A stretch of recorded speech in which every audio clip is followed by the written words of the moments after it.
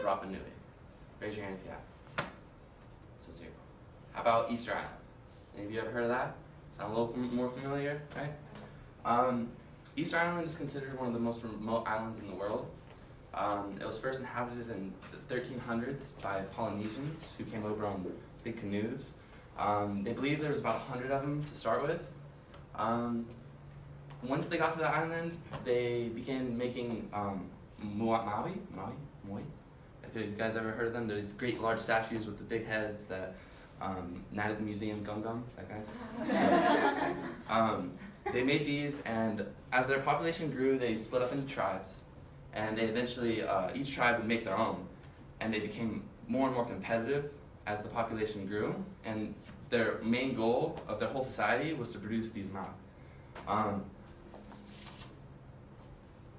When the first Polynesian settlers arrived in Rapa Nui, about 70% of the island was covered with dense woodland. This came from the Journal of Archaeologic Science. It is believed that to make them Maui, they cut down all the trees so that they can transport them and put them to their pedestals where they want them to be at.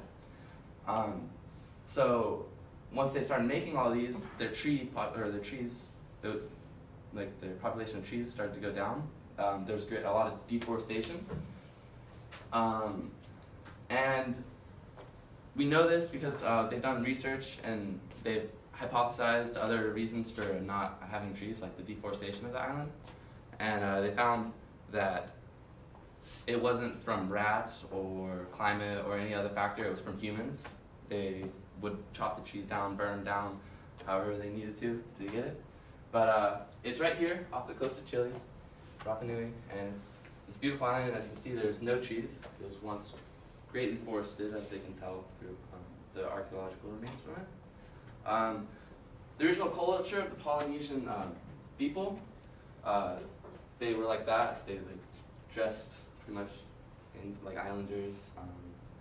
The Journal of Choice Sciences says the 63 square mile volcanic landscape has more than 20,000 sites, the most famous of which are the estimated 1,000 moi, which are these. And they all look towards the inner circle of the island as like a protection thing. That's what they believe. The general science, demographic, and cultural collapse resulted from the European contact beginning in 1722 AD with the devastating consequences of newly introduced old world diseases to a non-mutant Polynesian population. So, like the Indians, the Rapa Nui people were affected by the European settlers that came there. They once their population, they started getting overpopulated. They didn't have a lot of food.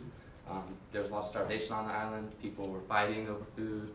And then the Europeans came in the 1700s and introduced diseases which caused the population of Rapa Nui, the Rapa Nui people, to decrease extremely rapidly, leaving the island to be taken over and run by Europeans, which is now mainly run by Chile. So now, the island is mainly run off of cultural tourism.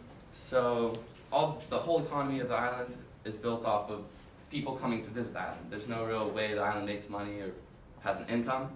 So one of the greatest factors is surfing tourism.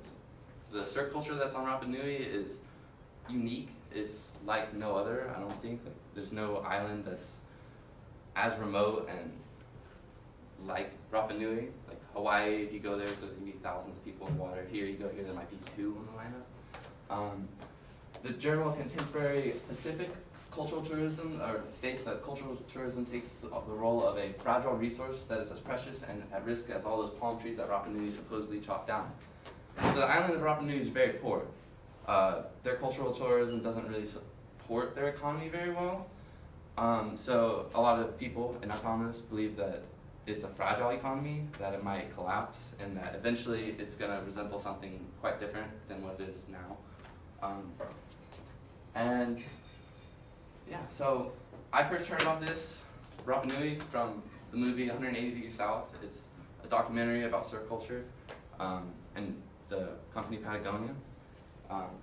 And I was inspired to go visit this culture through this documentary, which I hope will inspire you guys now with the following. Absolutely. First aside, we're making all the same mistakes that all these other societies have made. As the story of Easter Island goes, so goes the planet. It's a haunting thought, and I'm beginning to see these statues a little differently. I remember a quote I read one time from Aldous Huxley. It never resonated with me much until now. He wrote, "Men do not learn very much from the lessons of history, and that is the most important of all the lessons of history." So I hope that we can take the story of Rapa Nui as an example against what we all face now in our society with deforestation, overpopulation, and overproduction, which are real threats to us today that we might not realize. And hopefully we can take this as an example and look to the future and change it.